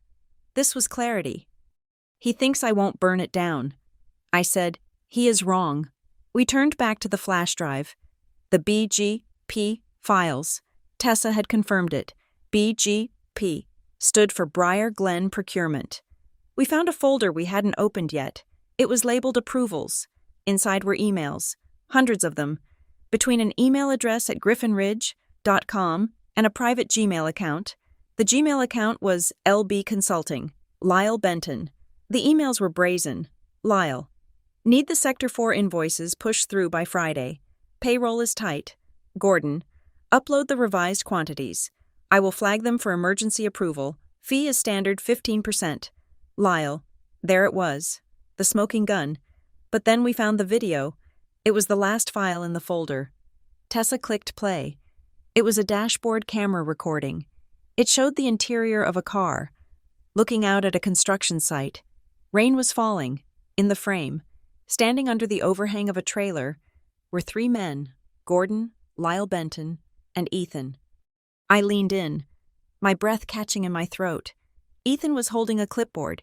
He wasn't just standing there. He was pointing at something on the sheet. He was arguing. Tessa turned the volume up. The audio was muffled by the rain. But clear enough. Cannot hide that much variance. Lyle. Ethan's voice said, we need to split the billing across 3 months. If we dump it all in October, the auditors will flag it. Gordon's voice boomed. Just do what he says. Ethan, fix the numbers. I can fix them, Ethan said. But I need a bigger share. If I am the one cooking the books, I want 5% of the overage. I recoiled from the screen as if I had been slapped. I want 5%. He wasn't a victim. He wasn't a scared employee doing what his father-in-law told him. He was an architect of the fraud. He was negotiating his cut. I thought about all the times Ethan had told me we couldn't afford a vacation. All the times he had watched me clip coupons. All the times he had let me stress over the electric bill. He had been skimming thousands of dollars. Where was it? A secret account? Gambling? Or just hoarding it while I carried the weight of our life? Can I have a copy of that clip? I asked Tessa. My voice was deadly calm. Ariana, what are you going to do? I am going to go home, I said. I have one more conversation to have. I drove home. The house was dark. Ethan's truck was in the driveway. He had come back from Chase's. I unlocked the front door. The house smelled of stale beer. Ethan was in the kitchen, eating pizza out of a box. He looked up when I walked in. He looked tired, unshaven. You are back, he said. Did you come to your senses? I put my purse on the counter. I stood across from him. I went to the bank. I said, you froze the accounts. Ethan chewed slowly. I had to protect myself. Ari, you are spiraling. You are acting crazy. I didn't want you draining our savings on some lawyer to fight a battle you can't win. Our savings? I asked. Or your 5%? Ethan stopped chewing. He went very still. What? I saw the video. Ethan, the one from the dashboard cam. October. The rain. You telling Lyle Benton you needed a bigger cut for cooking the books? Ethan's face went pale, then red. He stood up. You have the drive, he said. His voice was low. I have everything. I said, I know about the invoices, I know about the fake deliveries, and I know that my husband, the man who watched me worry about money every single day for 5 years, was stealing from the town and hiding it from me. Ethan slammed his hand on the pizza box. I did it for us, he shouted. Do you think I like working for your father? Do you think I like being his errand boy? I wanted to build something real. I wanted to get enough cash so we could leave. You didn't want to leave, I yelled back. You wanted to be him. You wanted the power. You wanted the easy money. You let him use my credit, my name, my reputation, just so you could play gangster with the city council. You don't understand, Ethan screamed. He walked around the island, his eyes wild. You don't understand what it takes to keep this family afloat. You sit in your little office with your spreadsheets and you judge us. You have no idea the pressure we are under. The market is dead. The contracts are the only thing keeping the lights on. So you became a criminal? I asked. I did what I had to do. And you are going to ruin it. He lunged for my purse. Give me the drive. Ariana. I stepped back. I don't have it. It is with my lawyer. And if anything happens to me, she sends it to the FBI. Ethan froze. He looked at me with pure hatred. It was a look I had never seen before. It wasn't the look of a man who loved me. It was the look of a man looking at an obstacle. Get out, he whispered. This is my house, too. I said, not anymore, he said. You have no money. You have no job. You have no family. You have nothing. Get out before I make you get out. I looked at him. I realized he was right. I had nothing here. This house wasn't a home. It was just another asset in the Griffin portfolio. I grabbed my purse. I am leaving. I said, but remember this moment. Ethan, remember that you chose 5% over your wife. I hope it was worth it. I walked out. I expected him to stop me. He didn't. I heard the lock click behind me. I drove to the Motel 6 on the outskirts of town, near the highway. I paid cash for a room with the last of the money in my wallet. The room smelled of cigarettes and lemon cleaner. I threw my bag on the bed. I walked to the window and pulled back the curtain. My truck was parked right outside, under the yellow glow of the street lamp. The black paint shone in the light. The bargain. I stared at it. It was a beautiful machine, strong, capable, and it was a cage. It held my future, because if I turned it in, I might go to jail. It held my marriage, because the truth inside it had destroyed the man I thought I knew. It held the truth, evidence that would burn my entire world to the ground. My family had closed ranks. My father had leveraged my debts. My mother had smeared my name. My husband had stolen from the town and frozen my money. They had pushed me out. They thought that by stripping me of everything, they could force me to crawl back. They thought that without their money and their protection, I was nothing. I lay down on the hard mattress, staring at the water stain on the ceiling. They were wrong. They hadn't stripped me of everything. They had stripped me of my illusions. I didn't have to worry about being the good daughter anymore. I didn't have to worry about being the supportive wife. Those roles were dead. I closed my eyes. I had the truck. I had the evidence. And for the first time in my life, I had absolutely nothing to lose. Tomorrow, I wouldn't just defend myself. I would go on the offensive. If I was going to burn, I was going to make sure the fire was bright enough for the whole state to see. The notification came as a formal service of process, handed to me by a uniformed officer at the door of my motel room at 6 a.m. It was a terrifying way to start the day. The envelope was thick, the seal embossed with the state seal. I sat on the edge of the cheap mattress, the sheets smelling of industrial bleach, and read the document. It was a notification of potential charges: possession of stolen property, conspiracy to commit fraud, tampering with evidence. The language was dry, mechanical, and devastating. It stated that unless I could provide incontrovertible proof of a good faith purchase and fully cooperate with the ongoing investigation within 24 hours, the State Integrity Bureau would move to indict me. I called Tessa. She answered on the first ring. I got the letter. I said. My voice sounded hollow. I know. Tessa said. They sent a copy to my office. We have a meeting with Agent Vance at noon. This is the pivot point. Ariana, they are squeezing you. They want to see if you crack. I am not going to crack. I said, but I am not going to prison for my father. The meeting with Agent Vance was brief. We met in the back room of a coffee shop near the highway, a neutral ground that felt anything but neutral. Vance looked tired, his eyes scanning the room before settling on me. Here is the reality, Ms. Griffin, Vance said, leaning over his cooling coffee. We know the truck is a mule. We know it has been used to move cash and documents for Benton Civic Solutions. We know your father is involved. What we do not have is the chain of custody. I have the drive. I said. Vance held up a hand. Do not give it to me here. We need to do this by the book. If you hand me a thumb drive in a coffee shop, a defense lawyer, like the one your father has already retained, will argue you tampered with it. We need the truck. We need to recover the evidence from the vehicle under warrant, but I already took it out. I said, put it back. Vance said. I stared at him. You want me to put the evidence back into the truck? I want you to recreate the condition of the vehicle as you found it. Vance said, we will set up a controlled intake. You bring the truck to the impound lot at 4 o'clock today. We will have a team ready to strip it. You will be there. You will testify that you discovered the compartment, removed the drive for safekeeping, and returned it. That keeps the chain of custody intact. And if I do that? I asked. Then you are a witness. Vance said. You get immunity for the possession charge. You walk away. And my family? I asked. Vance looked at me with a mixture of pity and hardness. That depends on what is on the drive. But from what you have told your attorney, I do not think anyone is walking away from this. I spent the next 2 hours sitting in my truck in the motel parking lot. The flash drive burning a hole in my pocket. I had to put it back. It felt wrong, like rearming a bomb I had just defused. My phone buzzed. It was a text from my mother. Please, meet me. The diner off exit 40. Just us. 10 minutes. I hesitated. Every time I spoke to them, I felt my resolve chip away.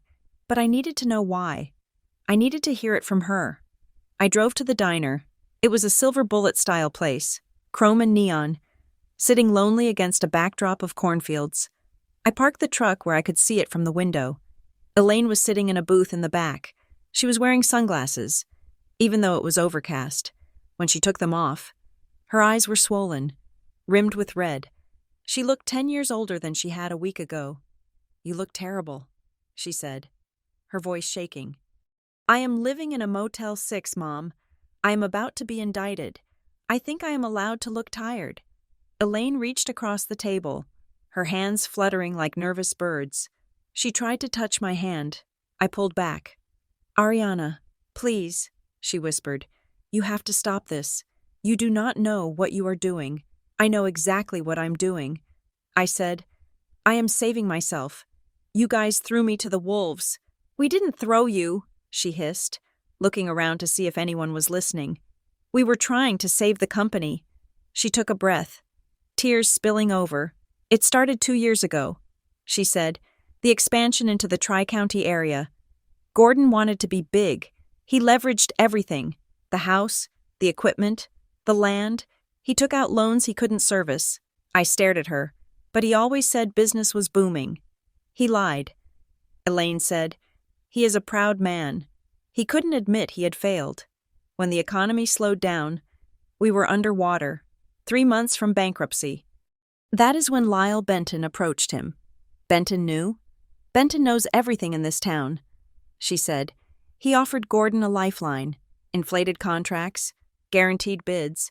All Gordon had to do was run a few errands, move some cash, hide some inventory. And the truck? I asked. Elaine looked down at her coffee. The truck it was a mistake. It belonged to Benton's operation. It was hot. They needed to get it off their books because an audit was coming. They needed to park it somewhere safe, somewhere that wouldn't be looked at. So they sold it to me? Gordon didn't want you to have it, she insisted. Not at first. But Benton said it was perfect. You have a clean record. You are a Griffin. But you are not in the company. If you bought it, and we transferred it later, it washes the title. I felt a coldness spread through my chest. So when Gordon tried to get me to sign that paper, the purchase correction, he was doing what Benton told him to do, she said. He needed your clean reputation to sanitize the truck, so they could sell it or scrap it without raising flags. You were the laundry. Ariana, you were just the soap they used to clean their hands. I looked at my mother. I saw the fear in her eyes, but I also saw the complicity. She had known. She had watched me struggle to pay my bills, watched me drive my old car, all while knowing that my responsible nature was being cultivated as a resource to be harvested. He needed a fall person, I said, and he chose his daughter. He chose the strongest one, she said, as if that was a compliment. He knew you could handle pressure. I stood up. I felt sick. I am not strong. Mom, I said, I am just the only one who isn't a criminal. Ariana, wait. She grabbed my wrist. If you give that drive to the police, Benton will destroy us. He has insurance. He has dirt on everyone. Let him, I said. I pulled my hand away and walked out of the diner. The bell above the door chimed, a cheerful sound that felt like a mockery. I got back to the motel. I had an hour before I had to be at the impound lot. I sat on the bed and stared at the wall. My phone chimed again. This time, it was Chase. Dad will survive. You won't. I read the text 3 times.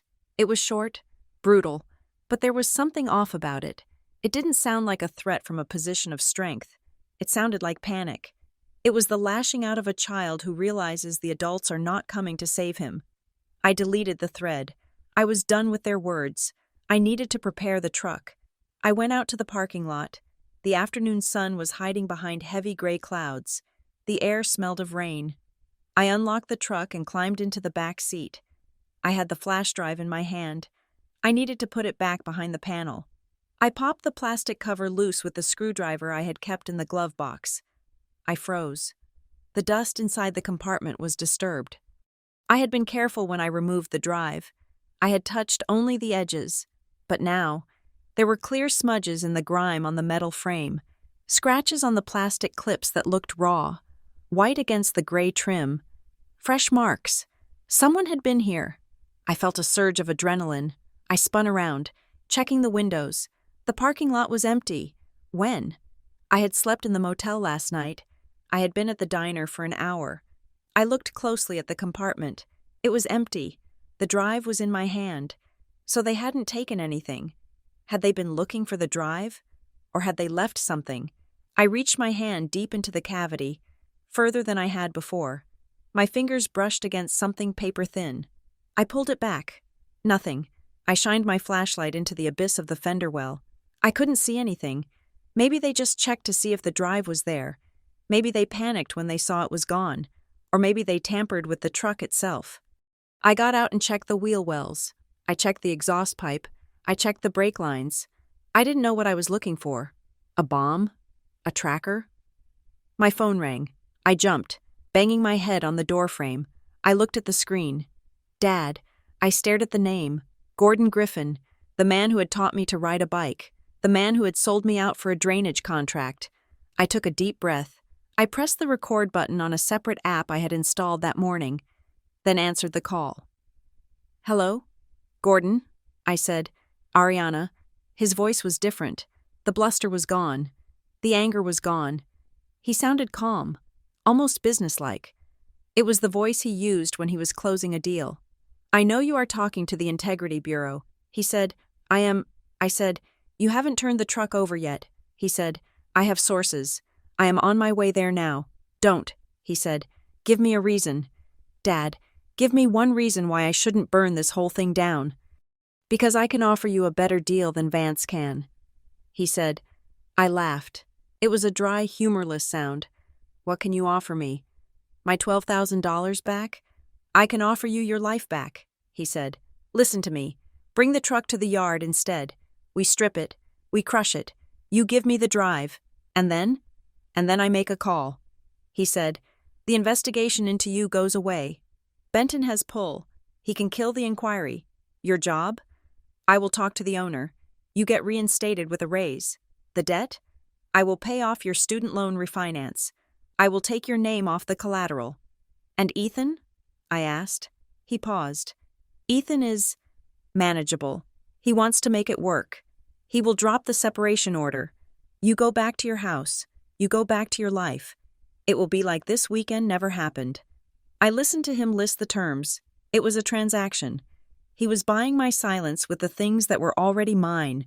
My job, my marriage, my freedom. He was offering to return the things he had stolen, and he called it a gift. And if I say no? I asked. Gordon sighed. It was a heavy, disappointed sound. Then you are on your own. Ariana, and you need to understand something. Benton is not like me. I have lines I won't cross. He doesn't. If that drive gets into the system, I can't protect you from what happens next. Is that a threat? It is a forecast, he said. I looked at the truck. I looked at the motel. You are right.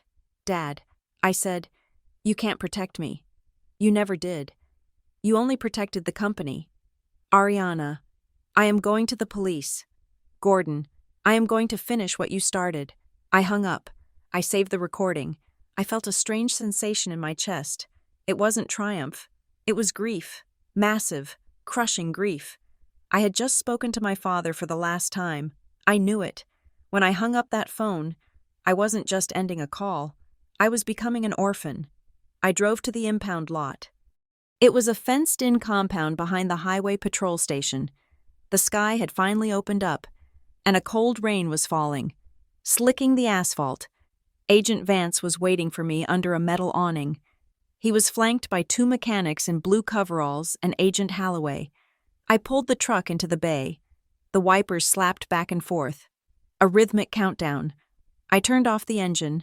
The silence was absolute. I got out. My legs felt shaky. Ms. Griffin, Vance said, you are on the record. I nodded. I handed him the keys. I found a hidden compartment behind the rear passenger seat. I said, my voice steady. I removed a flash drive from it. I am returning it now to your custody. I reached into my pocket and pulled out the drive. Vance nodded to the mechanics. Open it up. I watched as they opened the back door. They used a pry bar to pop the panel. It came away with a loud crack. One of the mechanics shined a work light into the cavity. We have the compartment, the mechanic called out. I stepped forward. I held out the drive. Wait, the mechanic said. He reached in. He wasn't reaching for the spot where the drive had been. He was reaching deeper, down toward the wheel well. There is something else in here, he said. My stomach dropped. The fresh marks. He pulled out a thick manila envelope. It was taped to the inside of the fender, low down, where I hadn't been able to reach. It looked old, dusty, but the tape holding it was silver and new. What is that? Vance asked. I don't know, I whispered. That wasn't there when I found the drive. The mechanic handed the envelope to Vance. Vance put on latex gloves. He opened the clasp. He pulled out a stack of papers.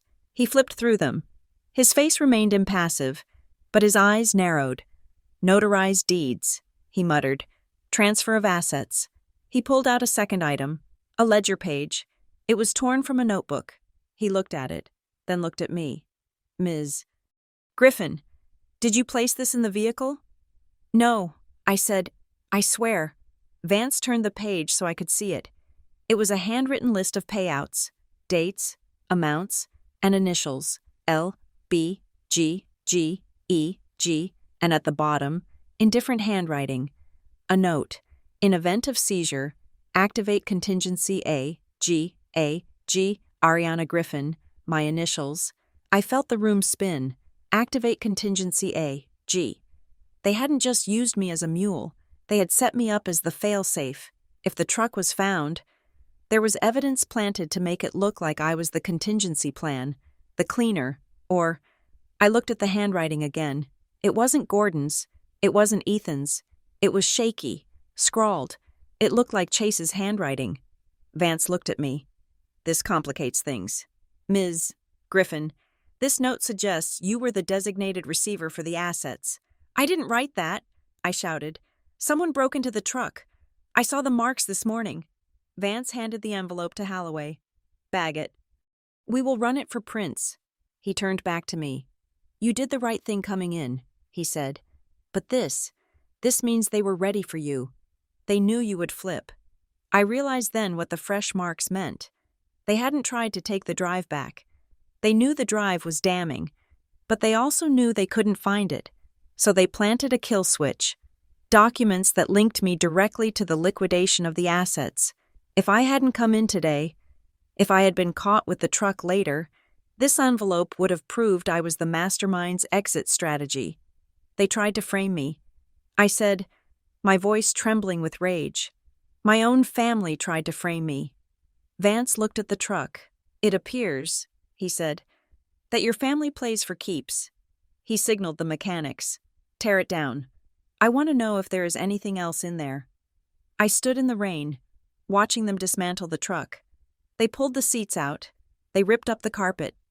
They took my bargain apart piece by piece, and as the interior of the truck was gutted, laying bare the metal skeleton underneath, I felt a strange sense of clarity. They had tried to bury me. They had planted evidence to make sure that if they went down, I went down with them. It was the ultimate betrayal, and it was the ultimate liberation. Because now, I didn't just have to testify to save myself. I had to testify to kill the lie. I looked at Vance. "I have a recording." I said. Vance looked at me. "A recording of what?" "Of my father."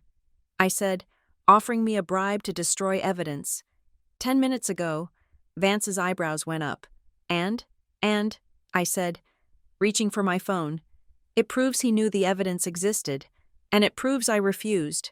I played the file. Gordon's voice, calm and transactional, filled the wet air of the bay. "I can offer you your life back." When it finished, Vance looked at me with a new expression. "It was respect. That changes the narrative," he said. "That corroborates that you are a hostile witness against the conspiracy, not a partner." He looked at the truck, then at me. "Ms. Griffin," he said, "I think it is time we went and picked up your husband." I nodded. "Yes," I said, "I think it is." I watched them load the pieces of the truck onto a cart. The black paint was still shiny, even under the harsh work lights. My new truck had cost me my family. It had cost me my innocence. But as I stood there, watching the State Integrity Bureau prepare to raid the people I had loved, I realized something. It was still a bargain. Because for $12,000, I had bought the one thing they couldn't take away from me. I had bought the truth, and now I was going to use it. The rain that had started during the truck handoff did not stop for 3 days. It was a cold, relentless downpour that turned Briar Glen into a landscape of gray mud and slick asphalt. I spent those 3 days in the offices of the State Integrity Bureau, sitting in a plastic chair that made my back ache, watching my life being dismantled by strangers in suits. The investigation had accelerated with terrifying speed. Once Agent Vance had the flash drive and the planted evidence from the truck, the subpoenas started flying like shrapnel. They hit the Briar Glen Public Works Department first, then Griffin Ridge Contracting. I heard from Tessa that the town hall had been raided. Boxes of files carried out past a gauntlet of news cameras. But the biggest shock came on the second day of my interviews. Agent Vance walked into the small interrogation room.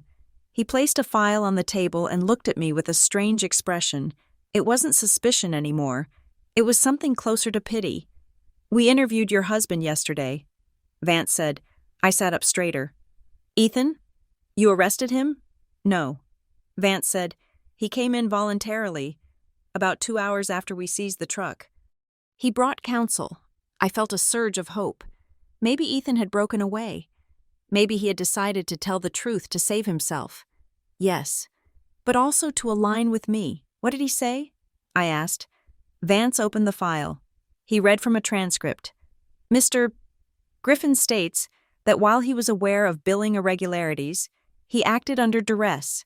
He claims that the financial pressure to maintain a certain lifestyle came primarily from his wife, Ariana Griffin. He alleges that you were the one pushing for the new truck, that you were the one who demanded he maximize his bonuses, and that you manipulated his relationship with your father to ensure cash flow. I stared at Vance. The room seemed to tilt. He said I made him do it? I whispered. He is painting a picture. Ms. Griffin, Vance said. He is the beleaguered husband trying to satisfy a demanding, unstable wife. He claims he didn't know the extent of the fraud until you bought the truck, and that you bought it specifically to blackmail the family for a larger cut. I laughed. It was a jagged, broken sound. He froze my bank accounts. I said, he cut off my credit cards. I am living in a motel on $40. And he says I am the mastermind? Vance nodded. We know it is a lie. The recordings you provided, specifically the dashcam footage where he demands 5%, contradict his narrative. But you need to understand his strategy. He isn't trying to prove he's innocent. He is trying to create enough doubt to get a plea deal. He is offering you up as the primary instigator. I felt a coldness settle in my bones that had nothing to do with the air conditioning. Ethan wasn't just leaving me. He was actively trying to send me to prison to shave a few years off his own sentence.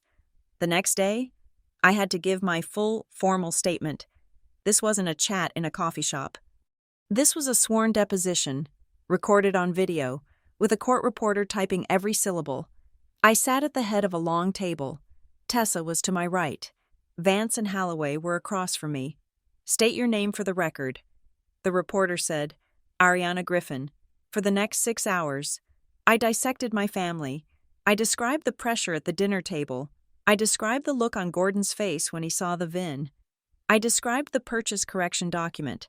I handed over the digital file of the recording I had made of my father offering to bribe me. Every sentence felt like I was cutting a thread. Yes, my father knew the invoices were fake. Snip. Yes. My mother knew the company was insolvent. Snip. Yes. My husband negotiated a cut of the stolen funds. Snip. By the time we finished, my throat was raw. I felt hollowed out. I wasn't Ariana the daughter, or Ariana the wife. I was witness number 1. As we were packing up, Tessa touched my arm. You did good, she said. You protected yourself. It doesn't feel like protection, I said. It feels like an amputation.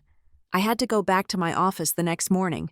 My suspension was still active, but I had received a call from HR stating I needed to come in to sign some temporary disability paperwork they were forcing on me, and to clear out my personal items, just in case. I drove a rental car the Bureau had provided since my truck was still being torn apart in evidence. It was a bland, beige sedan that smelled of air freshener. I parked in the back of the lot, away from the main entrance. I wanted to get in and get out without seeing anyone I knew. As I walked toward the building, a large black SUV pulled up alongside me. The window rolled down. It was Gordon. He looked terrible. His skin was gray, his eyes sunken. He hadn't shaved in days. Get in, he said. I kept walking. I have nothing to say to you. Ariana, please, he said, rolling the car slowly to keep pace with me. Just for a minute. I am not going to hurt you. I stopped. I looked at him. This was the man who had been my hero for 30 years. The man who I thought could fix anything. I am not getting in the car, I said. Gordon put the car in park and got out. He stood in the rain, ignoring the water soaking his expensive jacket. They raided the yard this morning, he said. His voice was low, trembling. They took the servers. They took the ledgers. I know. I said. He looked at me, and for a second, I saw a flash of the old Gordon, the anger, the entitlement. You owe me. Ariana, he said. I stared at him. I owe you? I paid for your college, he said, counting on his fingers. I paid for your wedding, when you needed your car fixed 3 years ago. Who wrote the check? I built this life for you. I sacrificed my sleep, my health, my ethics, to make sure you never went hungry. And this is how you repay me? By handing my life over to the feds? You didn't do it for me. I said, you did it for your ego. You couldn't stand the idea of failing, so you became a crook. And then you tried to make me one too. I did what I had to do, he shouted, his voice cracking. You think the world is black and white. It is not. It is gray. I made a deal to survive. And you made me the collateral. I said, "You leveraged my student loans. You put my name on the kill list in the truck. Don't talk to me about sacrifice, Dad. You were ready to let me go to jail to save yourself." Gordon's face crumbled. He stepped toward me, reaching out. "I can fix it," he pleaded. "I can still fix it. If you recant, if you say you were confused, it is over." "Gordon," I said, "I gave them the recording, the one from the phone call. They know you tried to bribe me." He froze. His hand dropped to his side. The hope died in his eyes, replaced by a terrifying blankness. "You recorded me?" he whispered. "Just like you taught me." I said, "Always keep a paper trail." He looked at me for a long moment, as if trying to find the daughter he used to know. Then he shook his head, turned around, and got back in his SUV. He drove away without looking back. I stood in the rain, watching him go. I realized that was the last time I would ever see him as a free man. The hits kept coming. That afternoon, Elaine called. I debated not answering, but I picked up. "Ariana?" she sobbed. "Mom, I can't do this. They are saying it is all your fault," she cried. "The news. They are saying the daughter turned on the father. Everyone in town is talking. I can't show my face at the grocery store. I am sorry you are embarrassed. Mom, I am trying to stay out of prison. You have to stop," she begged. "Please, before someone gets hurt. Someone is already hurt." I said, "Me, your father is desperate," she said, her voice dropping to a whisper. He is talking about ending it." That stopped me cold. "Don't use that against me," I said. "Don't you dare threaten suicide to manipulate me." "I am not manipulating," she shrieked. "I am terrified. Why are you doing this? He is not a bad man. He is a criminal. Mom, and you helped him. He loves us," she screamed. I hung up. I couldn't listen to it anymore. She never said he was innocent. She never said he didn't do it. She only said he loved us, as if love was a justification for felony fraud, as if love was a currency that could buy you out of moral bankruptcy. 2 hours later, a process server found me at the motel. He handed me a thick envelope. Griffin versus Griffin. Ethan had filed for divorce. I sat on the bed and read the petition. It was a masterpiece of fiction. It cited irreconcilable differences and financial instability caused by the respondent's reckless spending and erratic behavior. He was asking for the house. He was asking for the truck, which was laughable, given its status. He was asking for spousal support, claiming that my actions had destroyed his career prospects.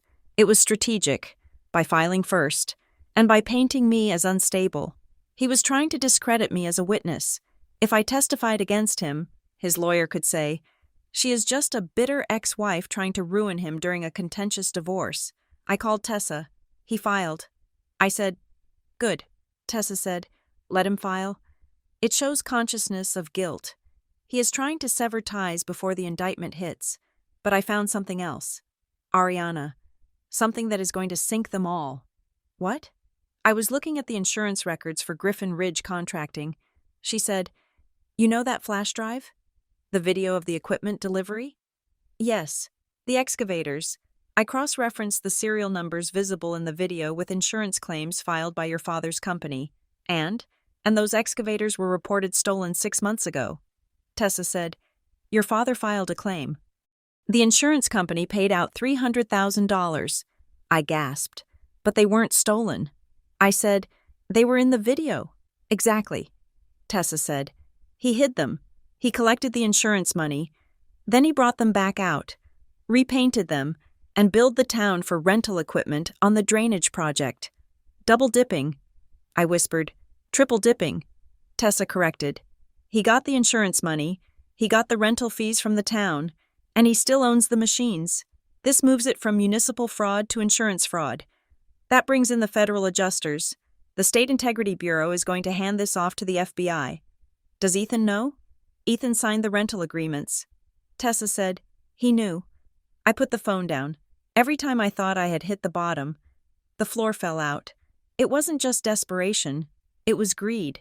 Calculated. Systematic greed. The offer of immunity came on Friday. I sat in a conference room with Vance and a federal prosecutor named Sterling. Ms. Griffin, Sterling said. He was a sharp-edged man who looked like he slept in his suit. Based on the evidence you have provided, and the discovery of the insurance fraud, we are prepared to offer you conditional transactional immunity. What are the conditions? I asked. You testify before the grand jury, Sterling said. You testify at trial against Gordon Griffin, Lyle Benton, and Ethan Griffin. You authenticate the recordings. You walk us through the timeline. And if I do, you walk away, Sterling said. No charges for the truck, no charges for the conspiracy. You keep your freedom. I looked at the paperwork. It was a lifeline, but it was also a death sentence for my past. If I sign this, I said, I am the one putting them in prison. They put themselves in prison. Ms. Griffin, Vance said gently, you are just the one turning the key. I thought about the responsible one, the girl who always fixed things, the girl who paid the bills and covered the mistakes. I realized that this was the ultimate act of responsibility. I was fixing the biggest mistake of all. I picked up the pen. I will sign, I said, before I left. Vance wanted to show me one last thing. We recovered one more file from the truck's hard drive. He said, the tech guys found it in a partitioned sector. It was deleted, but we restored it. He clicked a mouse. A video played on the large monitor on the wall. It was inside an office. Lyle Benton was sitting at a desk. My father was sitting opposite him, but there was a third man. I didn't recognize him. He was older, wearing a pinstriped suit. We need to expand the network, the stranger said. Briar Glen is tapped out. We need to move the operation to Oak Creek and Miller's Hollow. We can't move that much product without more trucks, my father said. Then buy more trucks, the stranger said. Use the girl. Use the son-in-law. I don't care. Just get the mules on the road. The video ended. Vance looked at me. That third man? Vance said. That is a state senator from the next district over. This isn't just a town scam. Ariana, this is a regional corruption ring. I stared at the blank screen.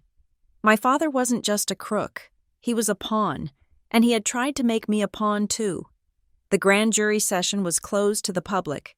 It was held in a windowless room in the federal courthouse. I sat in the witness box.